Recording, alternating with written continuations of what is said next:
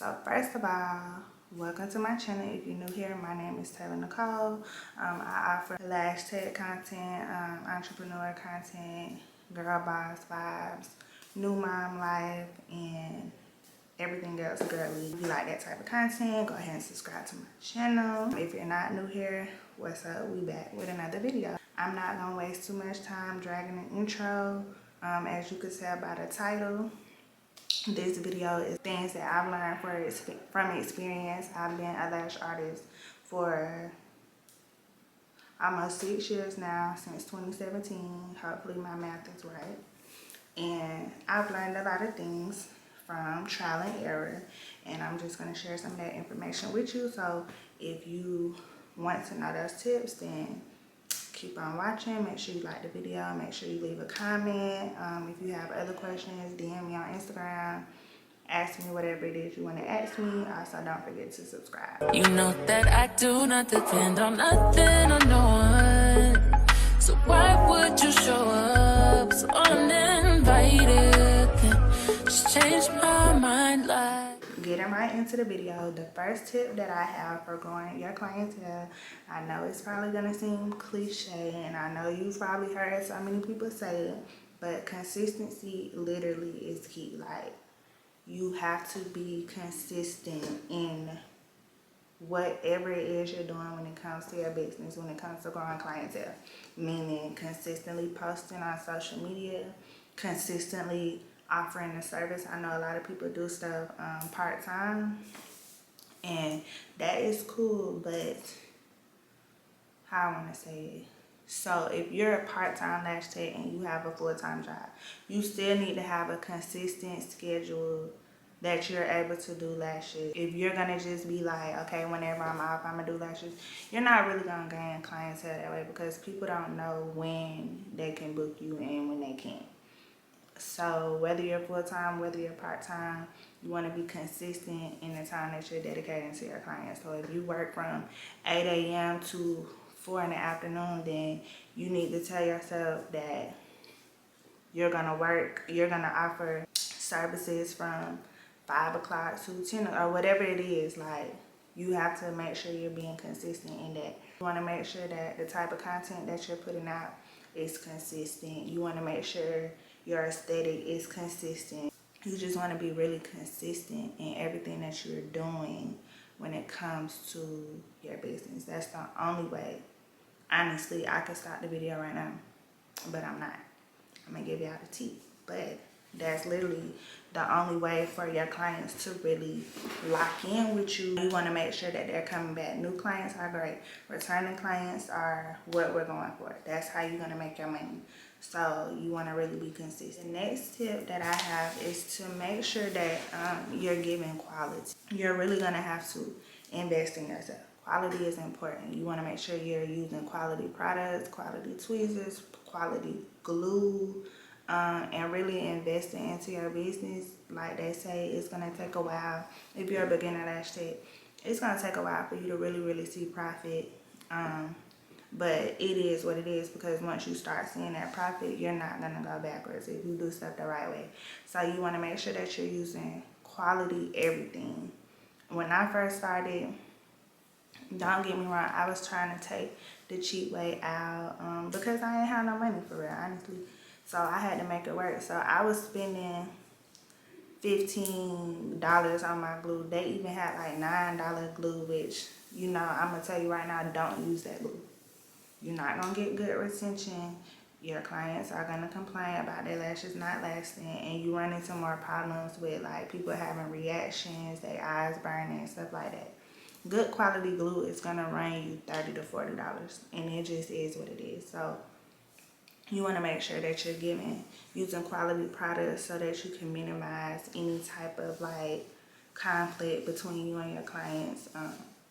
You want to make sure that you're able to provide them with quality lash sets that are lasting. Amazon is good for, you know, supplies as far as your glue rings, your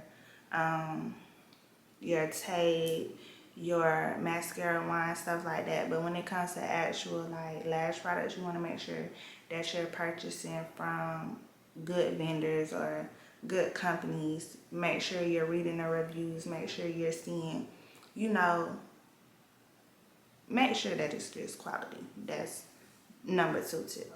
Tip number 3 is going to be making sure that you're giving good customer service. A lot of people in the service industry lack good customer service, and I'm going to just be the one to say it. A lot of y'all is unprofessional. And yeah, clients love to throw the word unprofessional around, but a lot of y'all really do be unprofessional. You want to operate your business the same way a big company will operate their business. Just because you might work at your house or you might have your own private suite, give the same customer service that you would get if you was to go to a nail shop or if you were to go to a big lash lounge, and you want to give that same type of customer service. The only difference when you're working by yourself is you have to be the receptionist, you have to be the customer service line, you have to be the employee, you have to be the manager, you have to be the supervisor. So you want to think about, if you go, say you go to a fast food restaurant and you run into an issue with the cashier, you're going to ask to speak to the manager. If you're not getting good feedback or a good experience with the manager, you're going to ask for the supervisor number, or you're going to ask to speak to corporate. You want that 1-800 number.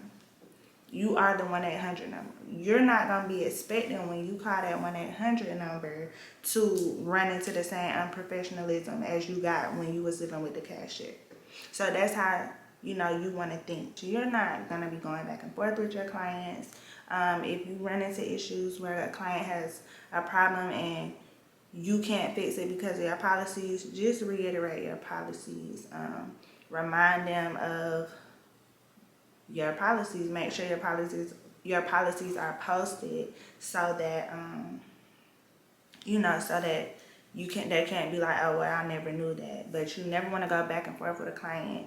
You never want to run to social media about a client. You want to treat your clients with respect. You want to just really cater to your clients, because those are the people that's putting money in your pocket. That's what's going to make people come back. When they feel good, when they feel like you really care about them, that's going to make them come back. That's how you build clientele. Like I said, new clients are good, but returning clients are what we want. Your returning clients are your clientele.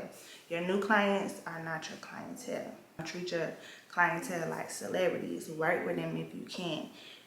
If they need to squeeze in, try to squeeze them in. Of course, charge them for your time, but you know, just try to work with them so they feel good about coming to you. That's going to make sure they keep on coming back. Next tip is going to be knowing where your clientele is coming from. Knowing your audience and where, you know, what platforms they're coming from, so you know what type of content to put out to market yourself. If most of your clients are coming from Instagram, you want to utilize Reels. You want to make sure that you're posting often on your page, posting daily on your story, because that's where they're watching you. So knowing where they're coming from. Okay, for example, at one point most of my clientele was coming from Facebook. Y'all excuse my hair, I got my hair done this week. At one point a lot of my clients were coming from Facebook. So, you know, all I had to do was make sure I was posting nice pictures, so that people can go back and refer to my pictures on my page, stuff like that.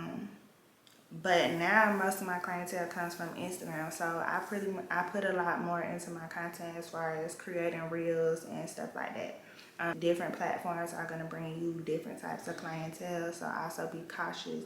Just, you have to really be like calculating in everything that you put out there when it comes to building a clientele, because honestly, you don't want just any client. Like, I've had a lot of clients that I've even had to break up with because we just don't work out, you know. And you're gonna build a relationship with every one of your clients. You should. Not saying, you know, be their friend, but you want to build a relationship, and sometimes it just doesn't work out. So when you're building a clientele, you actually have to think about it like you're putting together a group of women or a group of people that they fuck with you, you fuck with them, and y'all locked in. Like, okay, I don't work super late, so a client that don't get off work till 5 o'clock is gonna be a client that's always texting me for a squeeze in, always being last minute, always, you know, they would work better with a lash artist that works later in the day. I come in early in the mornings and I try to get off around decent time. I got a child.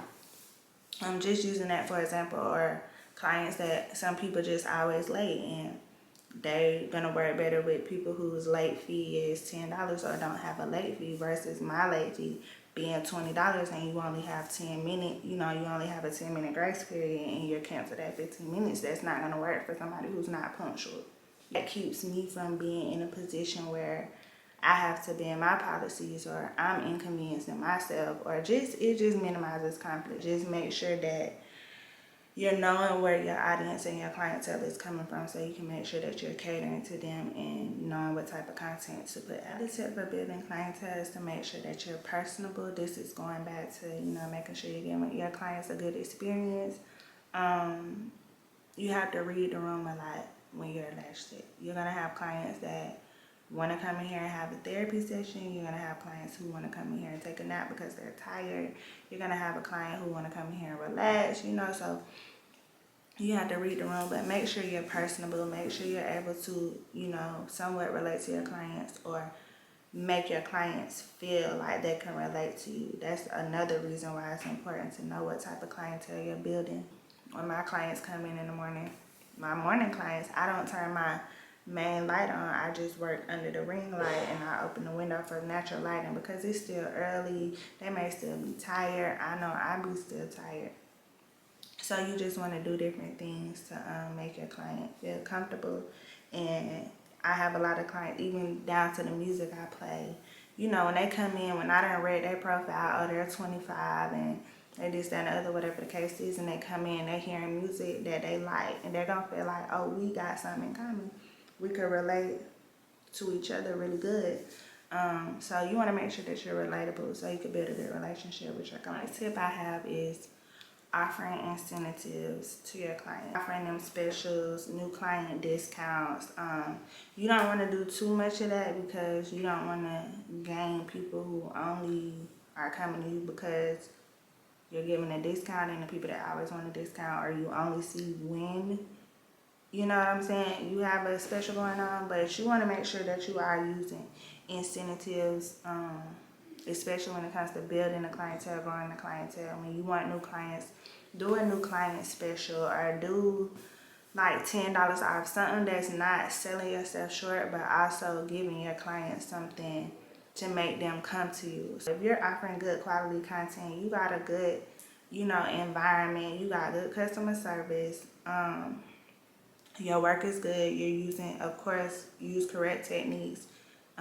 Make sure your skills are good. That's not even a part of building your clientele. You should just be doing that anyway. So when you offer that special and people are coming to you for the first time, that's going to make them lock in and still come even when you're not doing a special, This is the last tip that I have. I don't want to get repetitive because a lot of stuff kind of go together, but the last tip I have is to really, really, really, really, really be original in your brand. So my brand is the Glam Company. When you walk into my suite, it's giving that. It's giving glam. It's giving pink. It's giving girly. When you see me, I'm giving that. I'm giving glam. I'm giving girly. I'm on the chill, even on the chill day, but like, for example, I would always get pink in my lashes. I tried something different because I'm about to get some color in my hair, but I wear a little pop of pink in my lashes, and I wear a lot of pink. It's just, I'm really like living my brand. So you want to really make sure that you're putting a lot into your brand, putting a lot into whatever it is that you represent. So when people see you, they know what it is. They know it's you. When they come to your business, they know what it is. It's giving the vibes that it's supposed to give. And that's also gonna build your clientele because the girls that love these girly vibes, they like coming to me. You know what I'm saying? At the end of the day, in an industry that's considered oversaturated, you always have to do something to set yourself apart or to make people, like, using my sign. A lot of people have the glam sign, but a lot of people have the neon signs, but just using it for example, that's like a photo op. People like to come in here and record the sign or take a picture on the sign. I got the pink mirror over here. People love to come get in the pink mirror. Just little different stuff, like my lightning wall. People love the lightning wall. I'm gonna do a suite tour and really like show all this stuff, but I'm just saying my brand is really specific to me. Just, you know, reiterating everything. You want to make sure that you have good customer service. You want to make sure that you're using quality products. You want to make sure that you're relatable, you're personable, you're giving your clients a great experience, you're living your brand, you're, you know, catering to your clients, being consistent in what you're putting on social media, being consistent in the type of content that you're putting out, being available, making sure that you're available to offer the service, making sure you have set business hours, making sure, oh, another tip, make sure that you have a way for your clients to communicate and get in touch with you. I have a business phone. You don't have to have a whole separate line. You can use a text app or just whatever it is. DMs is not the best way because you're going to miss a lot of DMs. Nobody just sitting there all day looking at their DMs. So make sure that your clients can get in touch with you. Make sure when they have a problem, they can reach out to you. Make sure when, you know, they need a squeeze in an emergency appointment, they have a way to get in touch with you. Make sure your social media is set up where they can see how to book you, where to book you, and how to get in touch with you. So utilizing all those things, really like taking the time to put in the work and, you know, polish up your business like that is going to grow your clientele. I promise you, it's going to grow your clientele. I've had to start all the way over from having 30, 40 people rotating clientele to 0. So this information is not just for beginner lash techs. It's for anybody that needs it, anybody in the service industry that's wanting to grow their clientele. That's going to be the end of the video. Like I said, at a certain point, it just becomes repetitive. If you have questions, DM me on Instagram. I'm going to be doing a Q&A video soon. Make sure you like the video. Make sure you leave me a comment below. Make sure you connect with me on my socials. Follow me on TikTok. Follow me on Instagram. And, of course, make sure you subscribe to the channel. And I will see y'all next time.